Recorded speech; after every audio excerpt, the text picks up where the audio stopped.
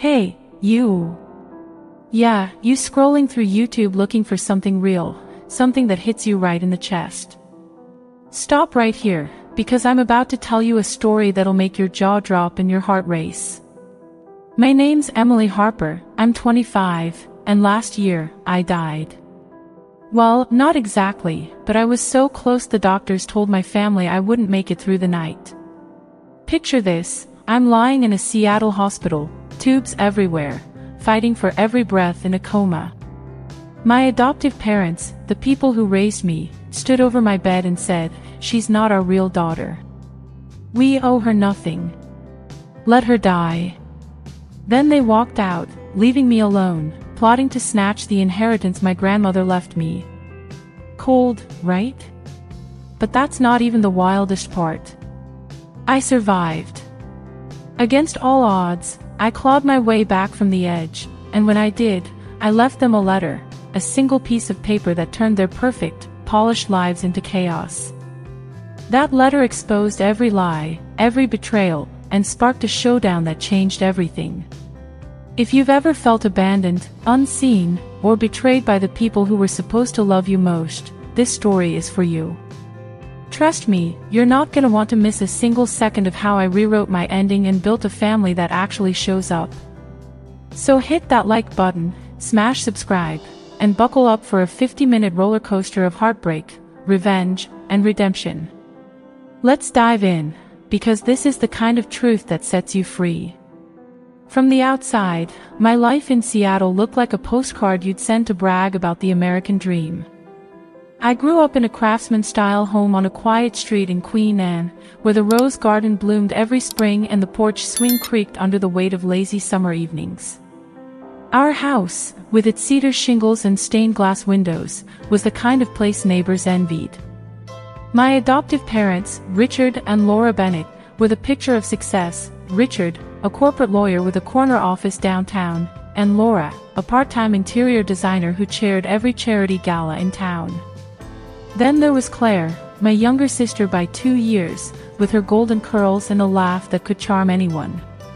We were the Bennetts, barbecues on the 4th of July, matching sweaters for Christmas card photos, and annual trips to Lake Tahoe where we'd rent a cabin and pretend to be the perfect family. The neighbors called us the Kennedys of Queen Anne, and I used to beam with pride when I overheard it. But even as a kid, I felt a crack in that glossy facade, a whisper that I didn't quite fit. I was 7 when I first noticed it. Claire would spill juice on the rug, and Laura would laugh it off, saying, "Oh, she's got such spirit." But if I forgot to fold my laundry, Richard's eyes would narrow, and he'd mutter, "Emily, you need to be more responsible." My report cards came home with straight A's, every single time, but they'd just nod and say, "That's expected of you."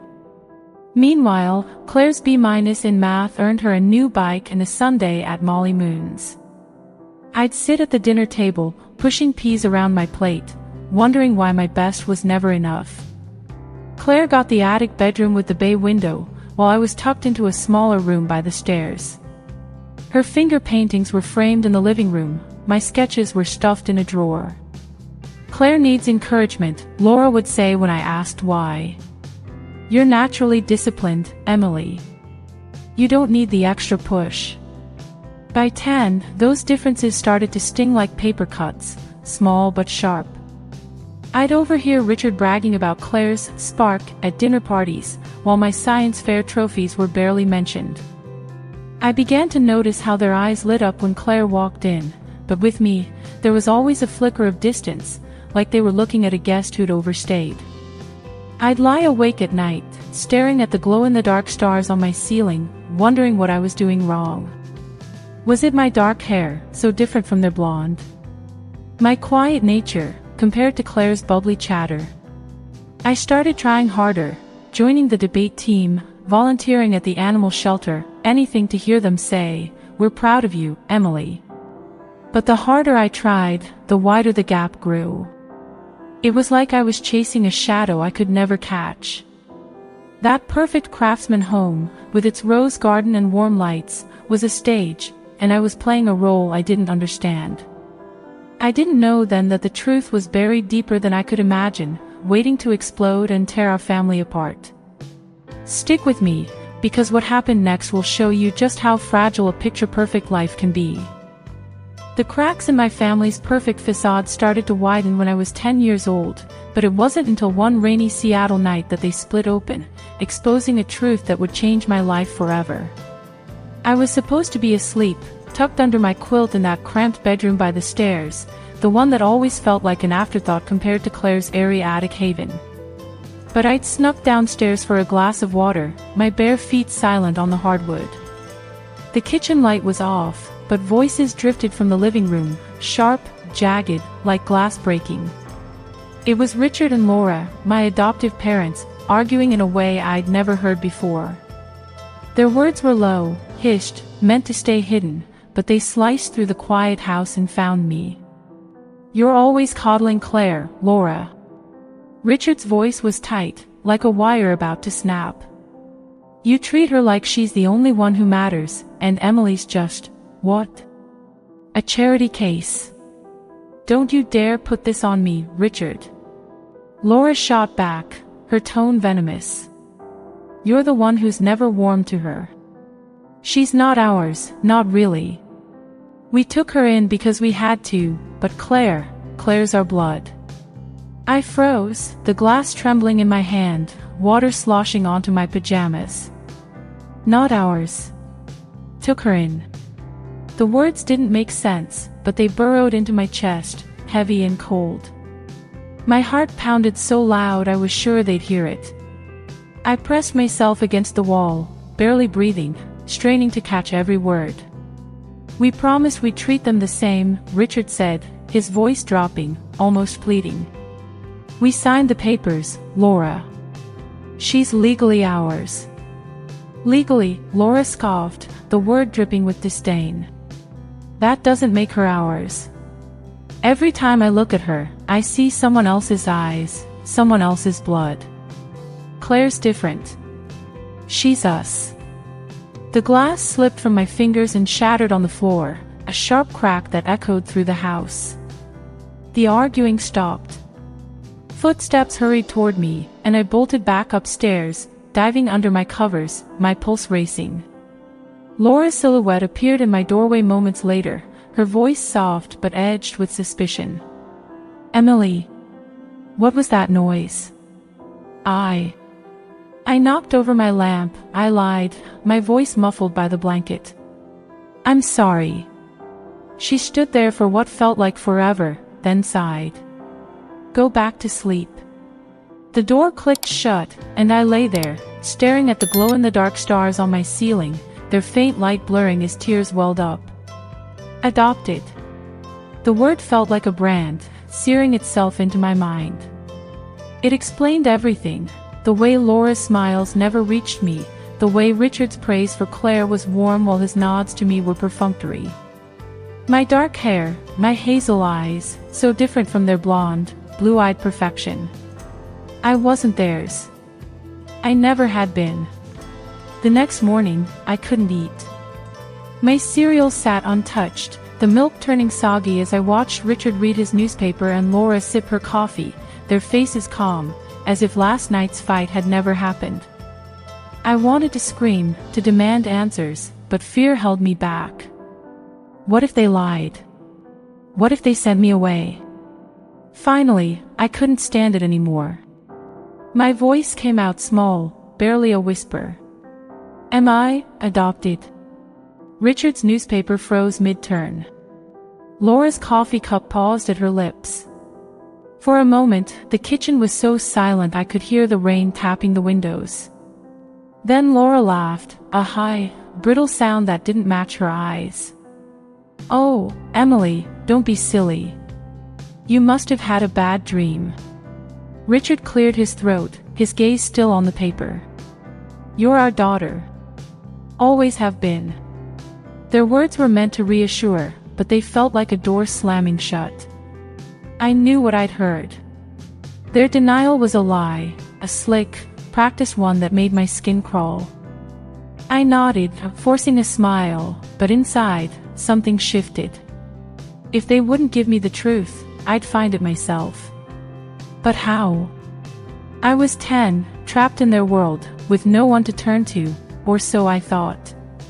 That summer, I started spending more time with my grandmother, Evelyn Harper, who lived in a cozy cabin by Lake Washington. Her home was a sanctuary, filled with the scent of cedar and old books, a stark contrast to the sterile perfection of our craftsman house. Evelyn was different, warm, unpolished, with silver hair she wore in a loose braid and eyes that saw right through me. She'd bake blueberry scones and let me ramble about school, my debate team, or the coding projects I'd started tinkering with on my hand-me-down laptop.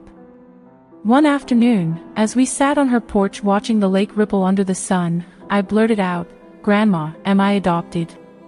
Her hands stilled, the scone she was breaking apart crumbling onto her plate. For a moment, she looked older, her face etched with something like regret. Then she reached for my hand, her grip firm but gentle. "Emily, you're loved. That's what matters. When you're older, when the time's right, I'll tell you everything. I promise." "Everything about what?" I pressed, my voice shaking. "Who's my real mom? Why won't anyone tell me?" She sighed, her eyes glistening.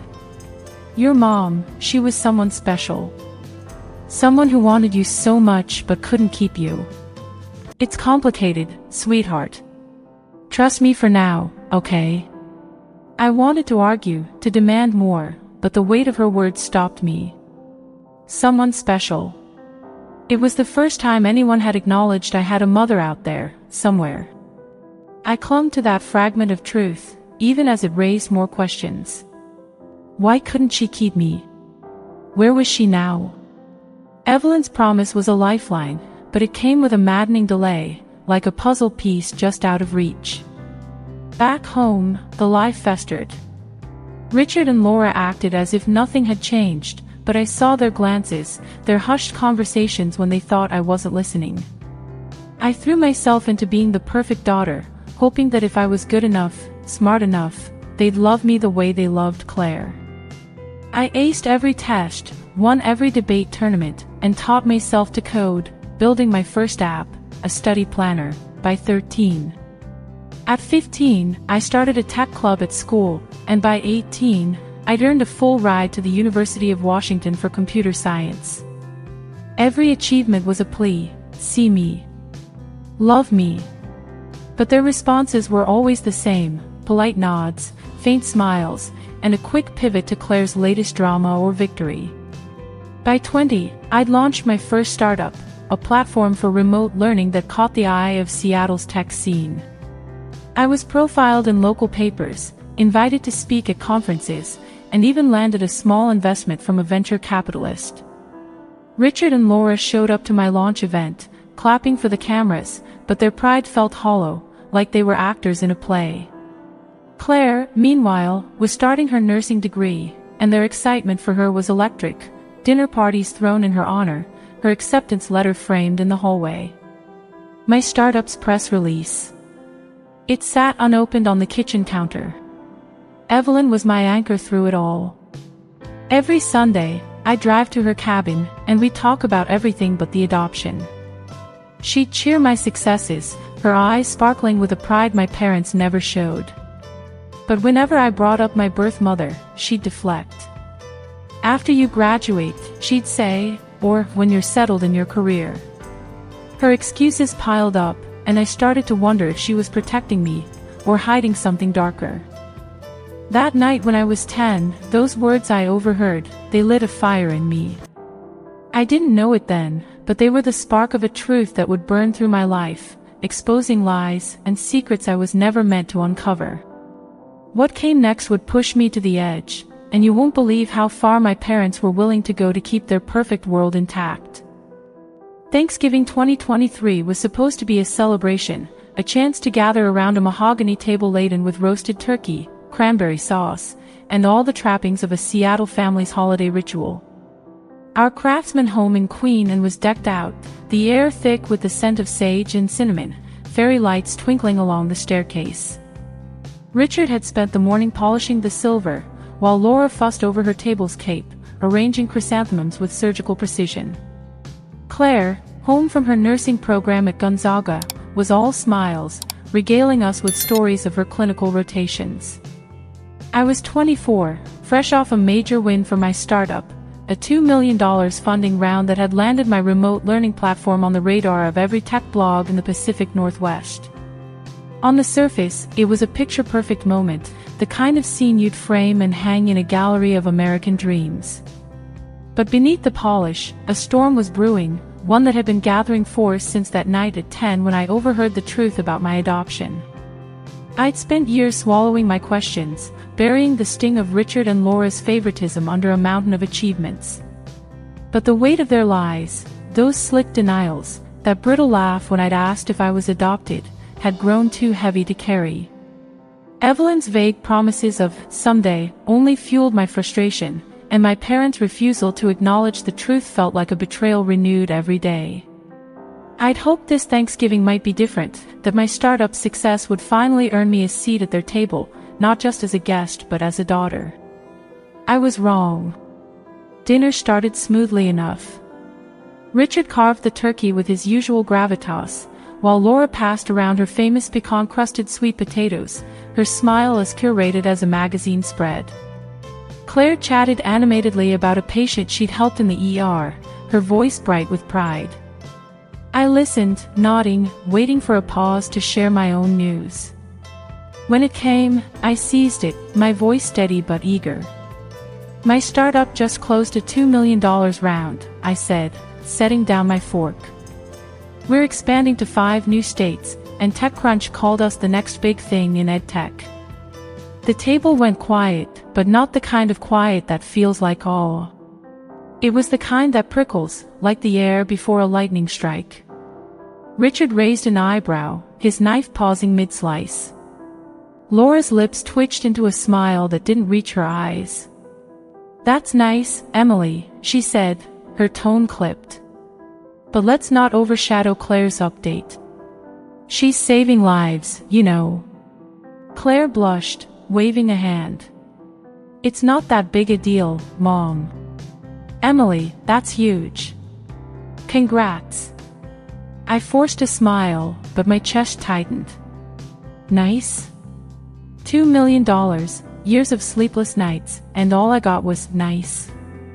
I glanced at Richard, hoping for something more, but he was already turning to Claire.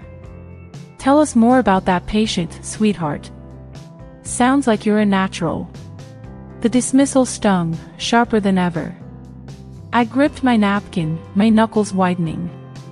Years of being sidelined, Claire's B-minuses celebrated, my A's expected, her artwork framed, mine forgotten, flashed through my mind. The truth I'd overheard at 10, the adoption they denied, pulsed like a heartbeat.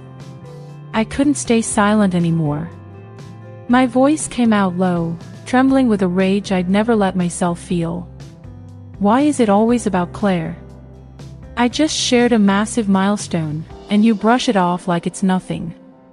Why can't you ever be proud of me? Laura's fork clattered against her plate. Richard's jaw tightened, his eyes narrowing. Claire looked between us, her smile fading. The room felt smaller, the fairy lights casting jagged shadows. Laura recovered first, her voice icy. "Emily, don't make a scene. We're proud of you in our own way. But Claire's work is different. It's about people, not just money." "Not just money," I echoed, my voice rising. "I've poured my life into this company, built it from nothing, and you can't even pretend to care. You never have. Not for my grades, my awards, my anything." "Why?" "Because I'm not your real daughter." The words hung in the air, heavy and dangerous. Claire gasped, her hand flying to her mouth. Richard's face darkened, his chair scraping as he leaned forward. Laura's composure cracked, her eyes flashing with something close to panic.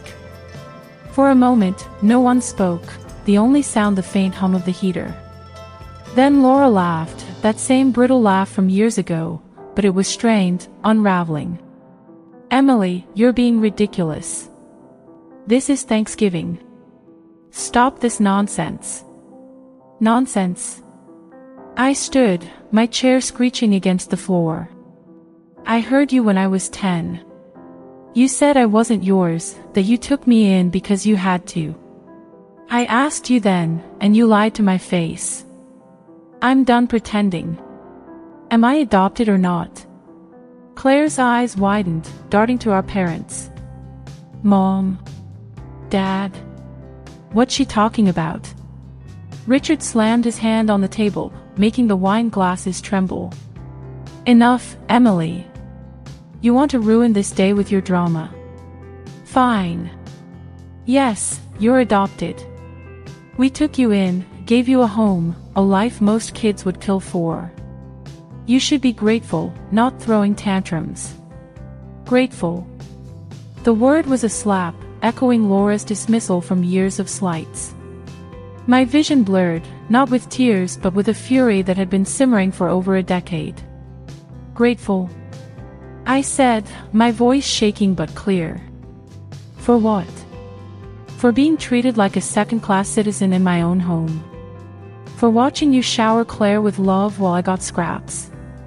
I've spent my life trying to earn your approval, and all I get is, be grateful. Emily, stop. Claire's voice was small, pleading. I didn't know. I didn't. You didn't know because they hid it, I cut in, turning to her. They lied to both of us, Claire. But you got to be the golden child, while I was the obligation. Laura stood, her face pale but her voice cutting. That's enough. We gave you everything, private schools, vacations, a future. Most adopted kids would be on their knees thanking us. You're ungrateful, Emily, and you always have been. The room spun. Every moment of rejection, every sidelined achievement, every night wondering why I wasn't enough, it all crashed over me like a wave. I looked at them, these people I'd called mom and dad, and saw strangers. You didn't give me a family, I said, my voice steady now, cold. You gave me a performance. I'm done playing my part.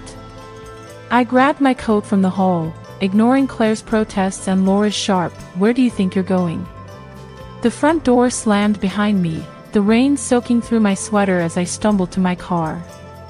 My hands shook as I turned the key, the wipers slashing through the downpour.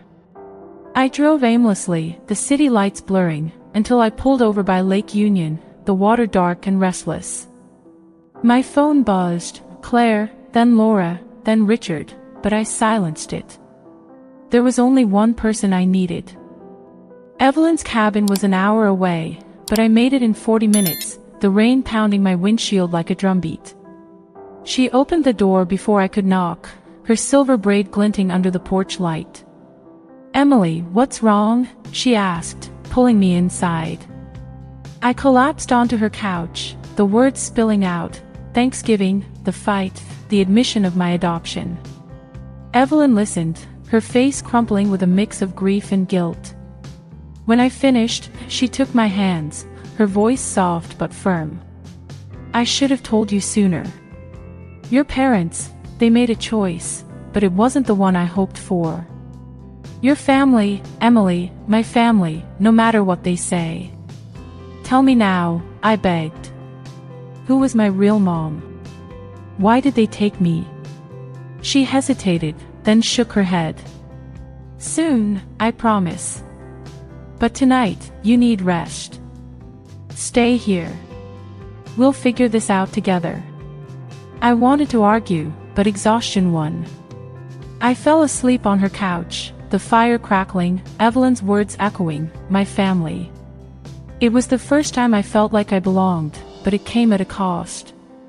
I'd severed ties with Richard and Laura, and the truth was still out of reach. What I didn't know was how far they'd go to bury it, and how close I'd come to losing everything. The rain hadn't stopped since Thanksgiving, as if Seattle itself was grieving the family I'd left behind. It was February 2024, and I was 25, pouring every ounce of myself into my startup, determined to prove I didn't need Richard and Laura's approval to thrive. My remote learning platform was scaling fast, with new contracts rolling in and a team of 10 now working out of a sleek office in Pioneer Square. I'd cut contact with my adoptive parents, silencing their calls and ignoring their emails, which alternated between feigned concern and veiled demands to come to my senses. Claire tried reaching out, leaving voicemails that wavered between guilt and confusion, but I wasn't ready to face her, not yet.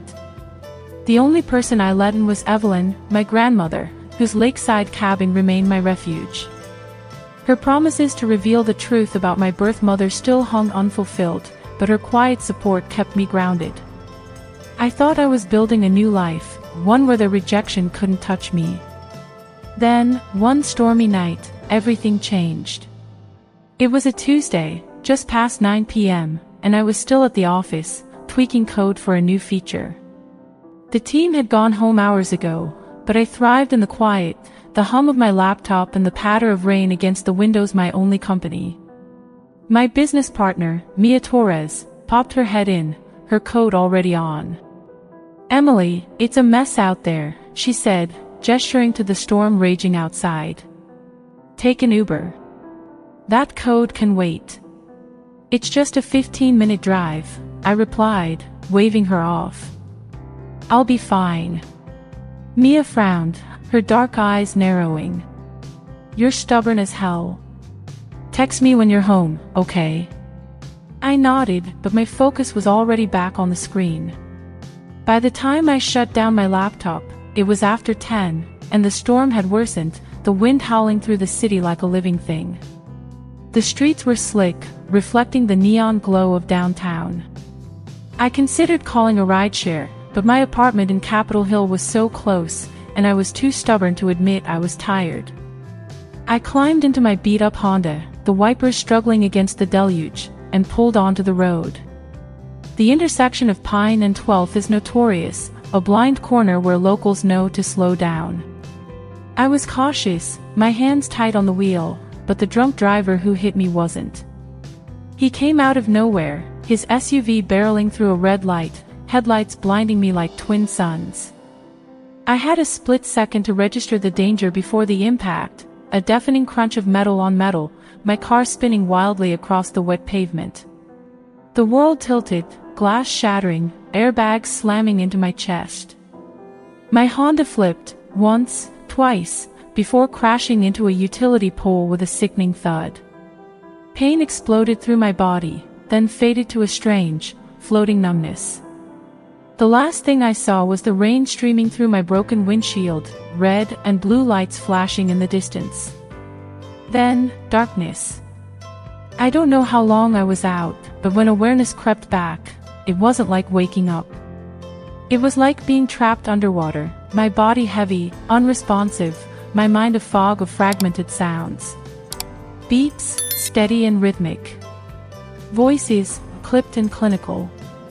The sharp smell of antiseptic. I was in a hospital, I knew that much, but I couldn't open my eyes, couldn't move, couldn't speak. Later, I'd learn I was in a medically induced coma at Harborview Medical Center, my brain swollen from a traumatic injury, my body a map of damage, 3 fractured ribs, a shattered collarbone, a broken wrist, and a facial laceration that would leave a scar along my jaw. But in that moment, I was a prisoner in my own skin, aware but helpless, floating in a void where time had no meaning. The voices grew clearer, pulling me toward the surface. A woman, calm but urgent, significant trauma to the frontal lobe. We've stabilized the intracranial pressure, but she's critical. Have we reached her family? Another voice, male, lower, emergency contact is her mother, Laura Bennett. They're on their way. My parents. The thought sent a jolt through me, a mix of dread and desperate hope. Maybe, just maybe, this would be the moment they'd show up for me, the moment they'd prove I was more than an obligation. I clung to that hope as the hours, or days, blurred together, the beats of the monitors my only anchor. Then I heard them, their voices cutting through the haze, familiar yet chillingly detached. Dr. Patel, I presume. Richard's tone was all business, the same one he used to negotiate contracts. "What's her status?" The doctor, a woman with a steady voice, explained, "Emily sustained severe injuries in the crash. She's in a coma to reduce brain swelling. We need to discuss surgery for her orbital fracture and ongoing care. It's costly, but her prognosis is uncertain without it." "Costly," Laura repeated, her voice sharp, like she was appraising a flawed diamond. "And what exactly are you doing for her now?" "We're monitoring her closely," Dr. Patel said, a hint of tension creeping in. "But we need family authorization for the surgery and to confirm insurance details." There was a pause, long enough to make my invisible heart race. Then Laura spoke, her words slow, deliberate, each one a blade. "There's been a misunderstanding. Emily isn't our daughter." "Not really." I wanted to scream, to thrash, to prove I was here, listening, but my body betrayed me. Dr. Patel's voice hardened. "I'm sorry, Mrs. Bennett, but she listed you as her emergency contacts." "She's adopted," Richard said smoothly, as if discussing a legal brief. Informally. "The papers were never finalized. She's not our responsibility." "Not their responsibility." The words echoed, hollowing me out. I'd spent my life chasing their love, and now, when I was clinging to life, they were washing their hands of me. Dr. Patel pressed, her tone icy. "As her listed contacts, you're still—" "You're not hearing me," Laura interrupted, her voice rising. "We owe her nothing. She's not our blood. If she can't pay, isn't there a state fund for cases like this?" Another pause, heavy with disbelief. Dr. Patel's voice was clipped now, professional but strained. "Without authorization, we'll proceed under emergency protocols, but surgery is critical. Are you refusing to consent?" "Let the state handle it," Richard said, his tone final. "We're not liable." "There's also the matter of an estate," a new voice chimed in, a nurse, maybe, her tone hesitant. "The patient was notified about her grandmother's will. She's the primary beneficiary." Laura's laugh was sharp, bitter.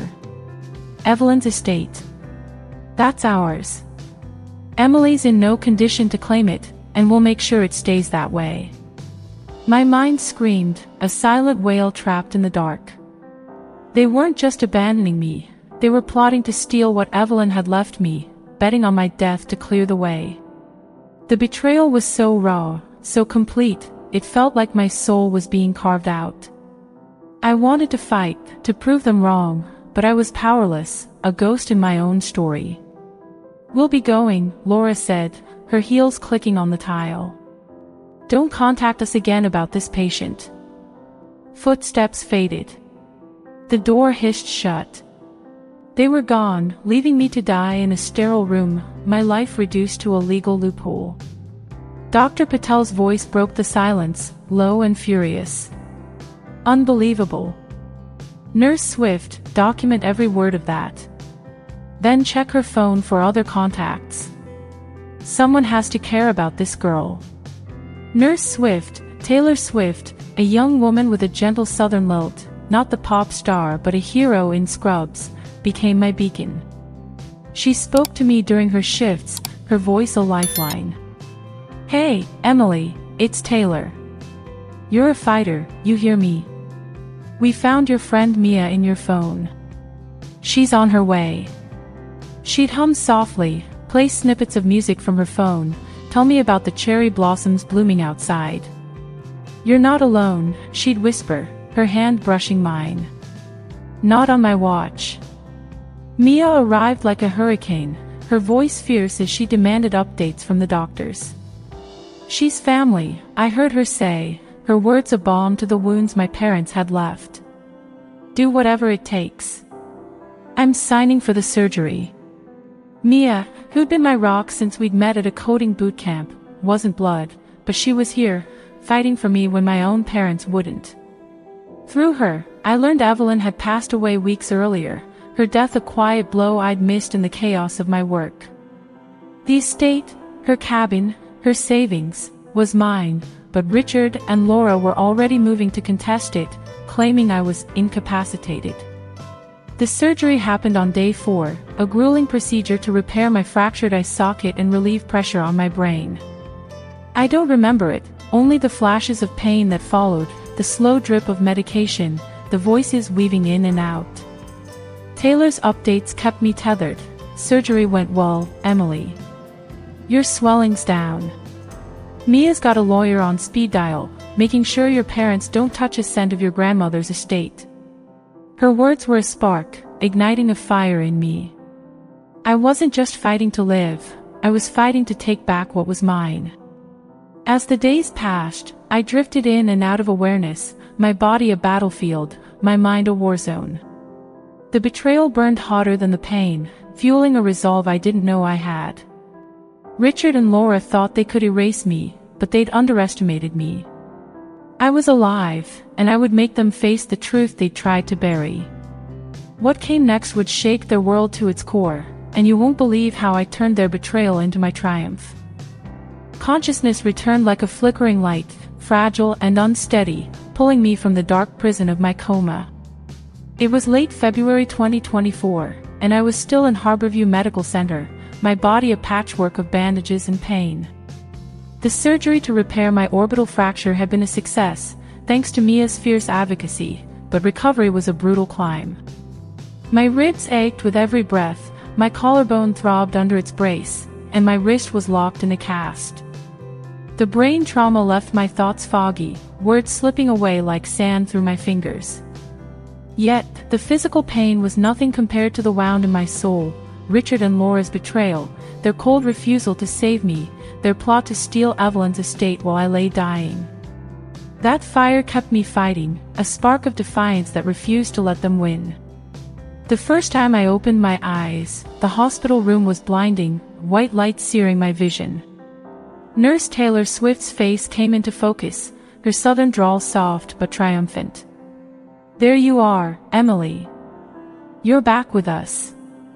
Her smile was a lifeline, but my throat, raw from the breathing tube they'd just removed, could only croak a weak Mia. Taylor nodded, squeezing my hand. She's outside, raising hell to keep your parents away. You're safe. Mia burst in minutes later, her eyes red but fierce. She gripped my hand, her voice shaking with relief. You scared the crap out of me, Harper. Don't ever do that again. She filled me in, her words a rapid-fire shield against my fragility, the surgery, the hospital's legal team blocking Richard and Laura's attempts to access my medical records, and the bombshell, Evelyn's lawyer had delivered a sealed envelope to Mia, meant for me, to be opened only if I survived. It's from your grandma, Mia said, pulling it from her bag. She knew you'd make it. My hands trembled as I broke the seal, the paper crisp under my fingers. Evelyn's elegant handwriting spilled across the page, each word a revelation that hit like a thunderbolt. My dearest Emily, it began, if you're reading this, you fought through the darkness. I'm so sorry I didn't tell you sooner. Your birth mother was my niece, Sophia Harper. She was 19, full of dreams, but a car accident took her when you were 3. She loved you fiercely but couldn't raise you alone. I convinced Richard and Laura to adopt you, believing they'd cherish you as their own. I was wrong. The adoption was legal, binding, despite their lies. You are a Harper, my blood, and my estate, my cabin, my savings, is yours. Fight for it, Emily. You are enough. Tears burned my eyes, blurring the ink. Sophia. My mother. A name, a life, stolen from me. The truth was both a gift and a wound, confirming my place in Evelyn's heart but exposing the depth of my parents' deception. They'd lied to the hospital, claiming the adoption was informal, all to abandon me and seize what was mine. Rage surged, sharp and clarifying, cutting through the fog in my mind. Mia watched me, her voice low.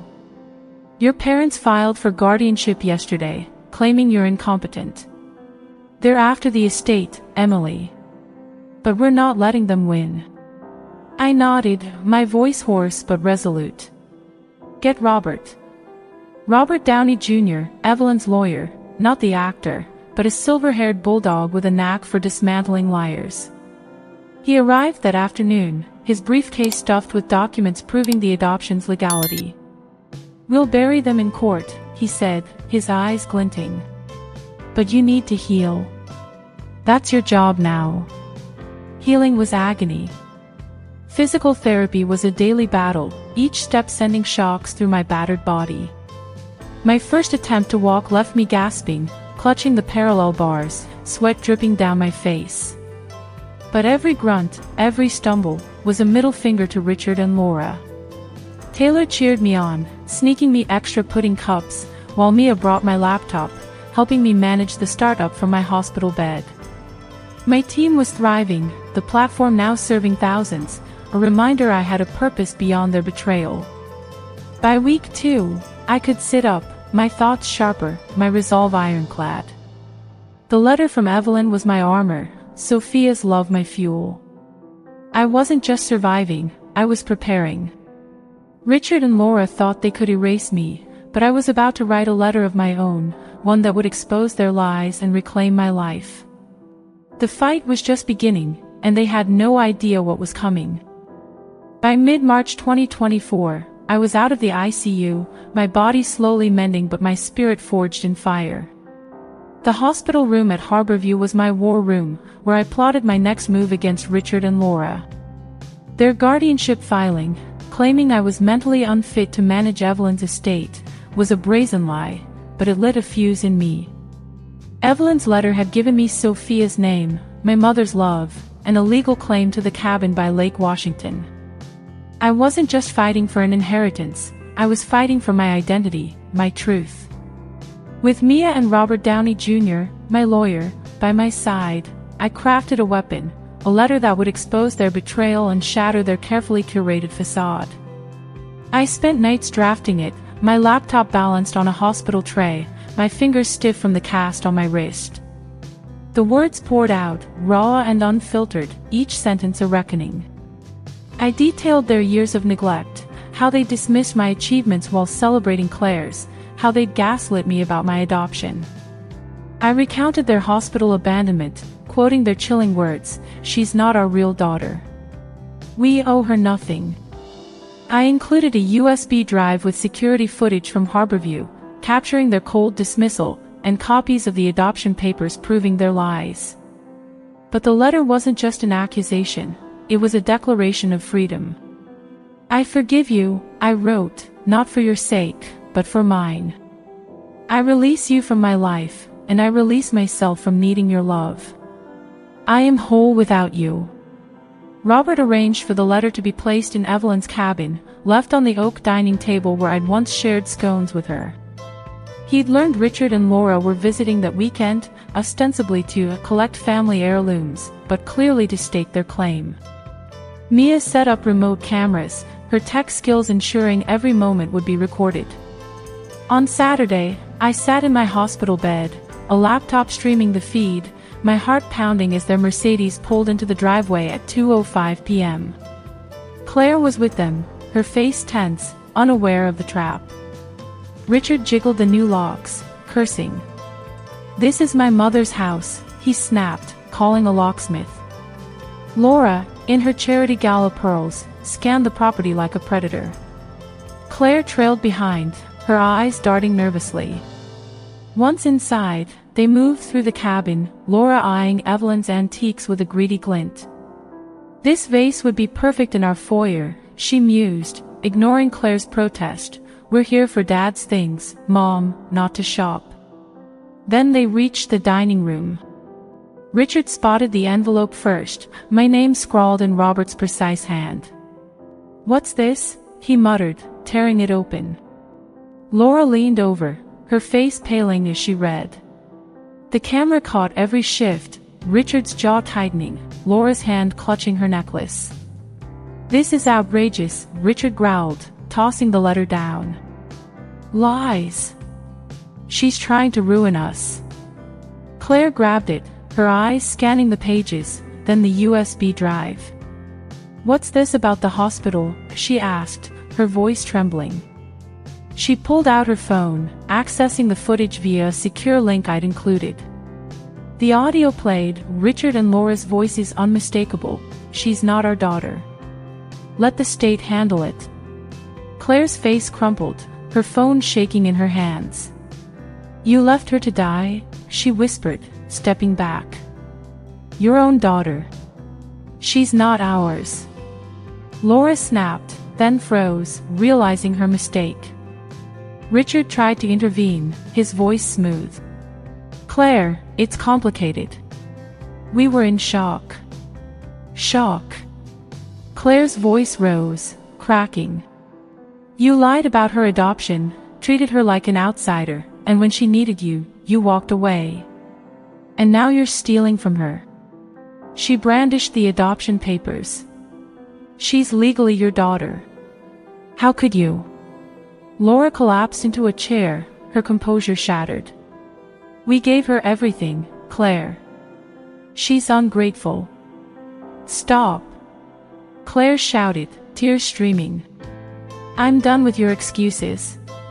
Emily's my sister, and you betrayed her. She stormed out, slamming the door, leaving Richard and Laura in stunned silence. They scrambled, calling their lawyer, plotting to call the footage a deepfake, but the damage was done. My phone buzzed with a text from Claire, I'm so sorry. Can we talk? The confrontation had cracked their world, and I was just getting started. Claire's text lingered on my screen, a fragile bridge across years of distance. I was discharged from Harborview in late March, moving into Mia's apartment while my own was being repaired. My body was healing, my cast was off, my step steadier, but my heart was a battlefield, torn between anger and the faint hope of rebuilding with Claire. We met at a cozy Capitol Hill cafe, the smell of espresso grounding me as I leaned on my cane. Claire looked exhausted, her golden curls limp, her eyes red from crying. I didn't know, she said, her voice breaking. I saw how they treated you differently, but I thought it was because you were so perfect. I never imagined this. I studied her, searching for sincerity. You benefited from it, Claire. Their love was always yours, never mine. That hurt more than you know. She nodded, tears falling. I'm sorry I didn't see it. You're my sister, Emily. I want to fix this. Her words were raw, and for the first time, I saw her not as the golden child but as someone caught in their lies, too. We agreed to try, starting small, weekly coffees, honest talks. By April, we moved into Evelyn's cabin together, its cedar walls a fresh start. Claire took the guest room, and we navigated our new dynamic, awkward but earnest, cooking dinners and sharing stories we'd never told. My chosen family grew stronger. Mia, my rock, kept my startup humming, our platform now serving schools nationwide. Nurse Taylor Swift, now a friend, visited often, her laughter filling the cabin. Robert Downey Jr. joined us for Sunday brunches, his legal updates delivered with a wry grin. Together, we launched ConnectSphere, a software inspired by my coma, using eye tracking to help non-responsive patients communicate. The first prototype was tested at Harborview, saving a stroke patient's life, and the victory felt like a piece of my soul reclaimed. This family, built on choice, not blood, was my anchor, proof that love could be earned, not begged for. The legal battle reached its climax in May 2024. Richard and Laura's guardianship claim was a desperate grab, but Robert was relentless. In a Seattle courtroom, he presented the hospital footage, Evelyn's letter, and the adoption papers, each piece a nail in their coffin. The judge, a stern woman with gray curls, watched the video in silence, her face tightening as Richard and Laura's voices echoed, "We owe her nothing." Their lawyer stammered, claiming emotional distress, but the judge cut him off. "You abandoned your daughter in her hour of need," she ruled, denying their claim and awarding me Evelyn's estate, the cabin, the savings, everything. The ruling hit the local news, exposing Richard and Laura's betrayal. Their social circle, country club friends, charity board members, turned their backs, their reputation in tatters. They fled to Arizona, leaving no forwarding address, their silence a final admission of guilt. I felt no triumph, only relief, like shedding a weight I'd carried too long. With the estate secure, I poured my energy into a new venture, the Harper Foundation, a non-profit for adopted children, offering mentorship and scholarships to help them feel seen. Claire joined as a volunteer, her nursing skills aiding our community programs. ConnectSphere gained national acclaim, featured on CNN for its life-saving potential. These victories weren't just mine, they were for Sophia, for Evelyn, for every kid who'd ever felt unwanted. I was building a legacy, one that would outlast their lies. Sitting on the porch of Evelyn's cabin, the lake sparkling under the June 2025 sun, I felt whole for the first time. My journey, from a girl chasing love to a woman forging her own family, wasn't just survival, it was a revolution. Family isn't blood, I say, looking into the camera. It's the people who show up when you're broken, who fight for you when you can't. Richard and Laura tried to erase me, but I found my truth, my strength, in those who chose me. My life lesson. You can't change those who hurt you, but you can choose who lifts you up. Reach out to one person who sees you, text them today. If someone betrays you, don't chase their love, build a life that proves your worth. The Harper Foundation's first community event, a picnic for adopted kids, filled the cabin's lawn with laughter, a testament to chosen family. Claire, Mia, Taylor, and Robert were there, my anchors, my home. I invite you to share your stories in the comments. How have you redefined family? Hit like, subscribe, and share this with someone who needs to know they're enough. My next video will dive into the Foundation's impact, so stay tuned. Thank you for being part of my healing. Together, we're proving that the family we build is stronger than the one we're born into.